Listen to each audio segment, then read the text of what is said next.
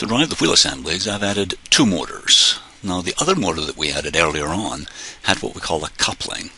These motors do not have a coupling, so make sure you select the correct motor. Here we can see the area where the coupling would be. In this case, the shaft just goes straight into the motor. I've attached it in the same way, a couple of screws onto there, and then the other one onto the drive shaft itself. Now when I try to move the wheels, it looks as if after adding the motor, it's not working anymore. And the reason for that is that the shaft that goes inside to the motor, I applied an angle constraint. And the motor itself, which was brought in as a sub-assembly, acts just as a single component.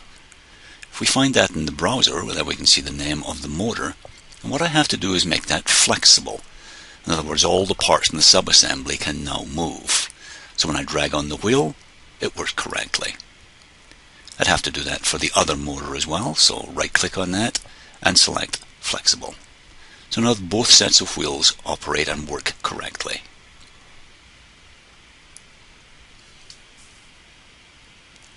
Next phase of the robot design is to add the Cortex microcontroller.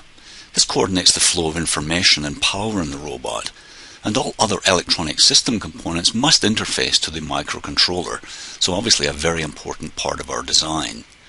In this case, I've added a couple of eye mates to those center holes and located that 4 holes in, 5 holes in from the left and a couple in from the right. You can actually slide it 1 or 2 holes on either side, I think, without causing any problems. I've gone ahead and added the necessary screws and nuts for the controller and for the battery straps at the back. Now, as I did before when I was working on these, I created sub-assemblies. Before we had that 832 by 250 for the frame. In this case, they are 832 by 500. I made one for the Cortex assembly and also one for the battery at the back. And you can see I've got 4 there to hold those battery straps in place.